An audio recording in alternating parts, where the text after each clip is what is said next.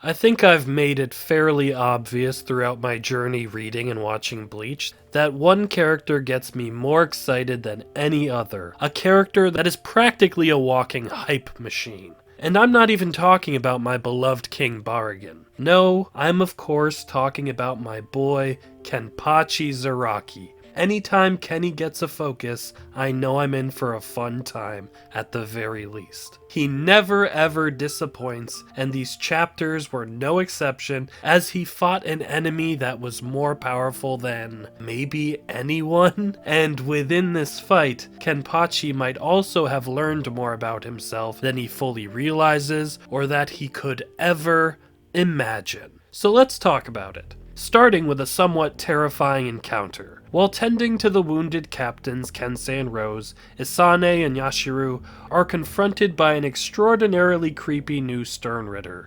This guy, who next to Asnot falls into the category of the stuff of nightmares, pretty much, with a terrifying power to match. He is supposedly, and also sort of technically, Sternritter V for Vanishing Point, because he can vanish both from sight and even from memory. So he can attack without you seeing him, but also without you even knowing that he was ever there. That's an insane power. He just completely disappears from the mind. You get punched in the face and you have no idea why. You get stabbed in the heart, and as you're dying you have no idea why. Crazy. In some ways, it kind of harkens back to some of the things that made my cousin Tsukishima scary. The feeling of someone harming you without you realizing it. Playing with your mind, your memories, something truly invisible, hiding in the holes of your recollection, which is why it was so perfect when Yashiru was able to fight back. I've waited a long time to see Kenny's lieutenant in action. Throughout the series, she's only ever kind of been his cheerleader, and we've never really seen her fight, and we'll have a lot more to talk about with that later in this video, but while reading this part, it just made sense that she would have this violent instinct that would help her, even when it was against someone that she couldn't remember. She didn't need to think about it when attacking him. That hostile, inherent instinct was very similar to Kenpachi's own, maybe extremely similar, but again, we'll dive into that more later, I promise. But in this part, her supposed Shikai was just awesome, with her summoning these two other beasts with swords. Maybe it's just my love for hollows and hollow adjacent things, but I loved these guys, especially this furball. So cute and dangerous, and the whole three sword style thing she had going on with them was pretty fun. But after it was blatantly pointed out, it was interesting to ponder why her Shikai seemed so inherently different than any of the other ones we've ever seen, with her sword not transforming. But once again, more on that later, because oh my god, this was when one of the most unexpected and most powerful characters in all of Bleach that we've seen suddenly shows up out of nowhere, sitting by the wounded captains in their hospital beds. A young man named Gremmy, and guys, what an introduction. It's revealed that he's actually Sternritter V, and that the V really stands for the Visionary, and his power is literally making his imagination reality. Whatever he imagines actually becomes real. So essentially, this guy is a god. Kubo. What the hell? There are some truly insane powers in Bleach. You know, powers that make people walking natural disasters, potentially, or extremely deadly in a fight. But I'm sorry, there's nothing we've seen that comes close to this level of potential capability. Nothing. Even my guy King Baragon, who can instantly kill you with a breath, doesn't have this level of hacks. In terms of superpowers within groups, we've seen the Avengers, and this guy Gremmy is like Scarlet Witch. Just full-on reality warping. Everyone else is pretty tough, but he can change reality and bend it to his will. It's not an illusion. It's not something that seems to require that much effort. He thinks about it, it happens. And he just shows up out of nowhere. There's been no setup, no build-up, no warning. A practical god just shows up on the battlefield out of the blue. And I think that helps make this all the more terrifying and intimidating. It's like, where have the Quincy's been hiding this guy? And it turns out, They've kept him locked up because of course they have, and are only letting him out because of the war, so they want to use him as a weapon. The anime adaptation left this detail out, which I thought was a shame because it really helps paint a picture of Gremmy as a character and the danger he poses to literally everyone, even his own team. The Stern Ritter know to stay far away from him, and the manga did a better job of emphasizing that with a few scenes and a few lines of dialogue that got cut, but helped to really show that. The revelation that the creepy vanishing guy that we thought was Stern Ritter V is nothing more than something Gremmy conjured with his imagination is crazy. He's not a hallucination, he's not an illusion, he's not a mindless puppet. This guy was his own person with his own thoughts and his own agency and his own worries and desires, who even tries to turn on Gremmy only for Gremmy to get rid of his creation with a thought. Yeah, Gremmy really feels like a god. He's straight up creating life out of nothing but a thought. It's nuts.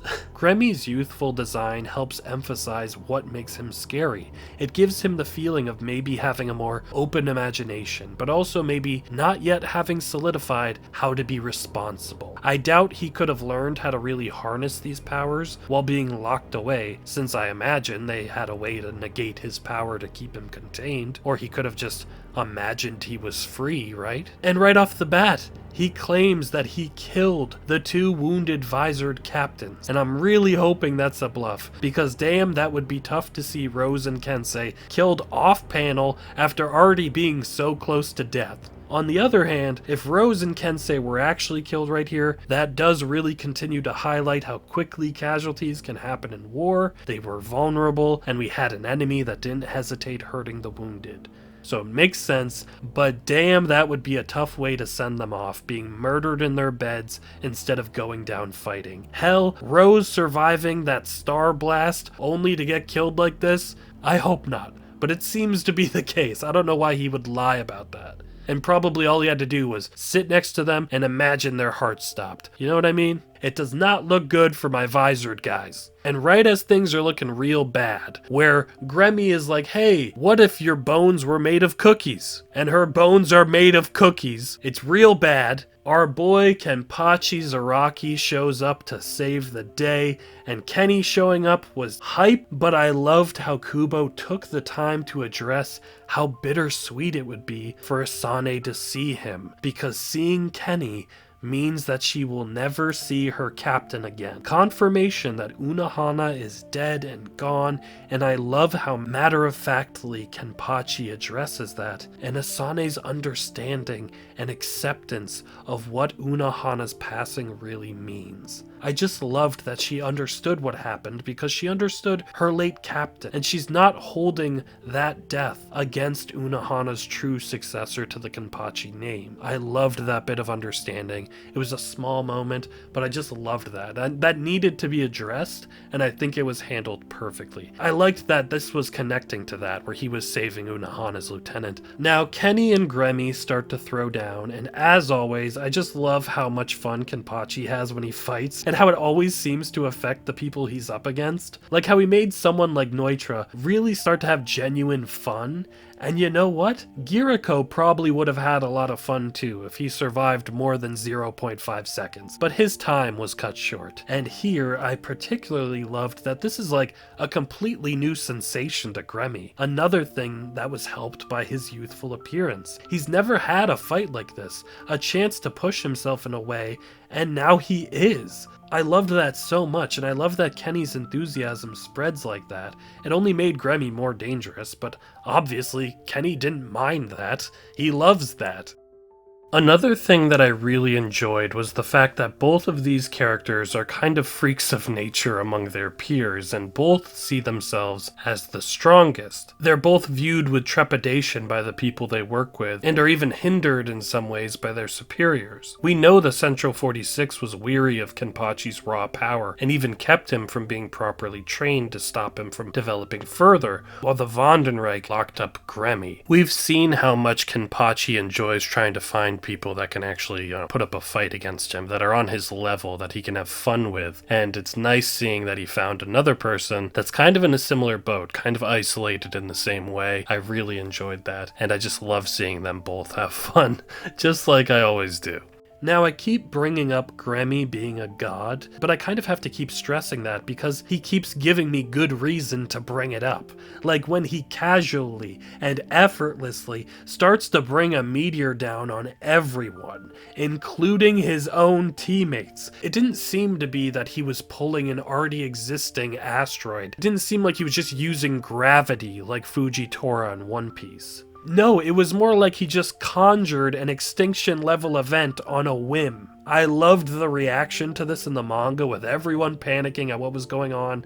Unfortunately, the episode was great, but the anime did cut most of that buildup as the meteor was descending and a lot of the panicked reactions, so this didn't have quite the same impact in the anime as it did in the manga.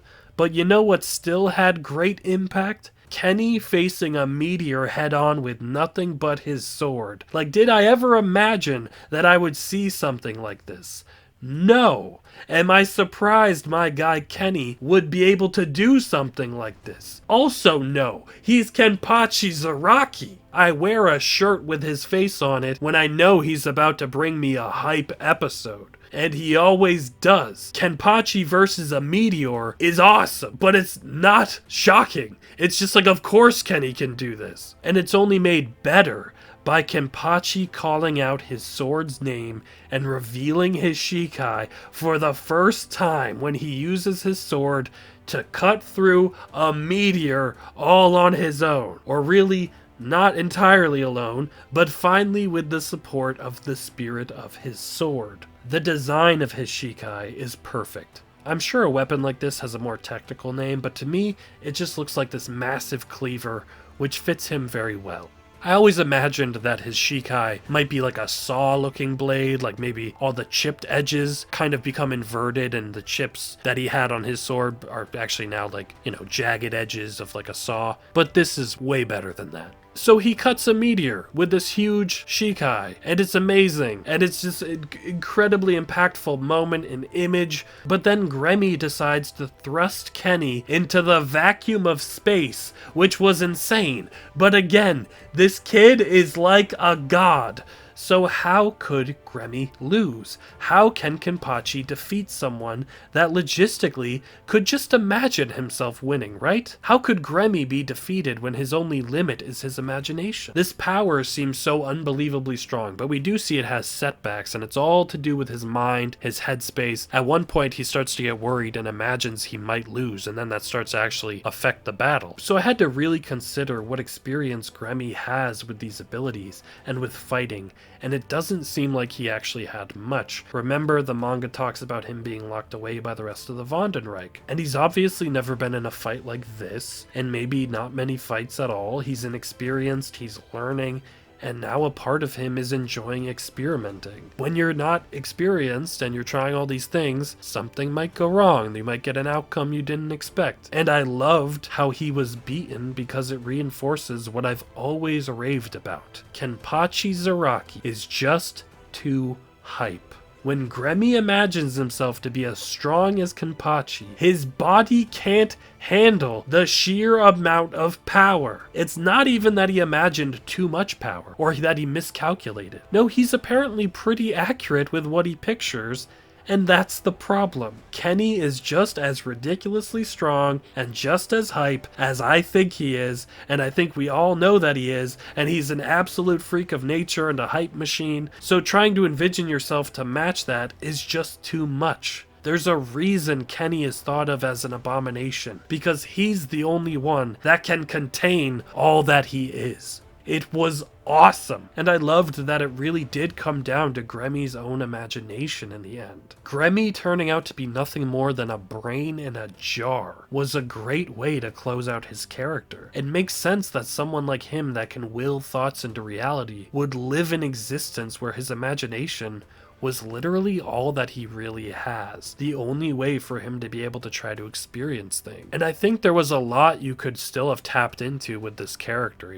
psychologically. And there's a lot of interesting things you could do, but to take someone that seems all powerful to help emphasize just how strong Kenpachi is, I'm all for that. It makes sense. It worked, especially in the manga. I thought the pacing was a little better in the manga. It was a great fight. And of course, naturally, huge Kenpachi moments, big development, big step forward. And Gremmy was a great enemy to have him showcase this, because Kenny needed to. He's up against a guy who should be ridiculously powerful, but unfortunately, he's not as strong as Kenpachi. But it's after the fight that something really odd happened. Kenny can't find his lieutenant, who's always with him for most of the series. All he finds are her robes on the ground, like Darth Vader stepping on Obi-Wan's robes, and none of the rest of the squad can find her either. If you watched the manga read-along on Patreon, you got to see the gears in my head really start to turn over this in real time, because I went back to find the last time we saw her before her disappearance, and it was right as Kenny was about to speak his sword's name. Kubo drew emphasis to Kenpachi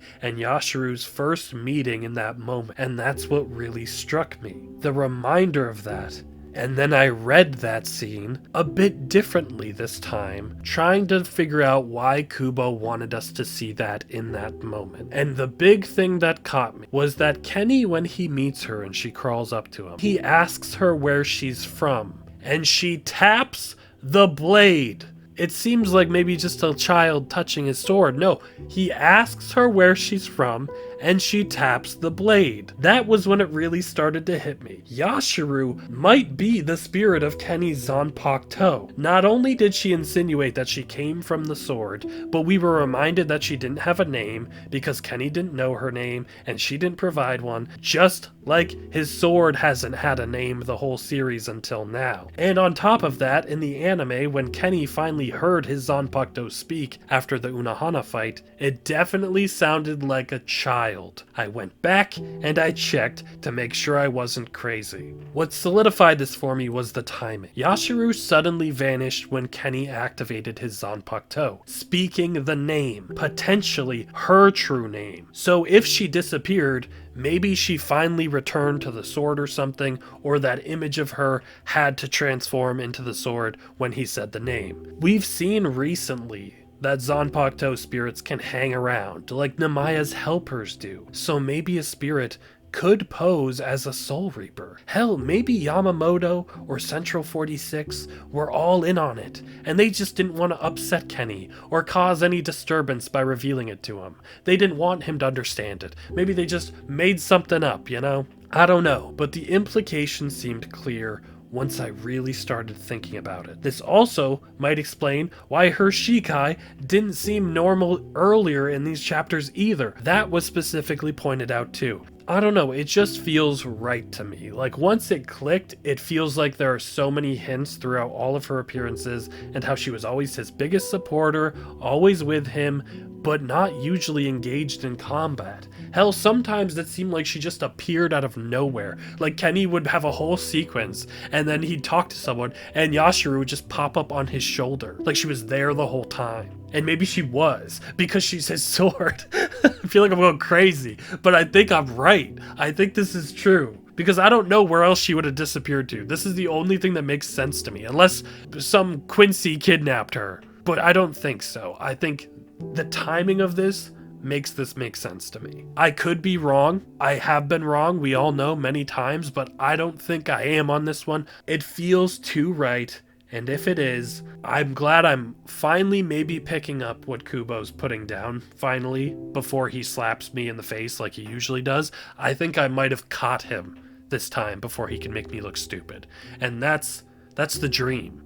That's development. I might have moved forward just like Kenny has in becoming more powerful. So, that's that. These were hype chapters and episodes because of course they were. Kenpachi Zaraki never fails. Let's see what happens next. I'm still hoping for a Bankai, and now I'm hoping that he learns that Yashiru is actually his sword. Because Kenny's arc that I've talked about many times, that I was hoping for so long and we're finally getting, is him understanding himself, and by extension understanding his Zanpakuto. And I think Yashiru could be the key to that. We'll see, but that's just what I imagine. Thank you all so much for being here. Thanks for watching. If you want to see more content, I have tons of hours of manga read-along and anime reactions to the 1,000-Year Blood War on the Patreon, where you could see the full me realizing Yashiru might be a sword. I get into it there even more. This was fun, just as I expected it to be with Kenpachi, and I can't wait to see what happens next. But yeah, this was hype. This was hype. If you liked the video, please comment, like, subscribe, and I'll see you all very soon. Take care.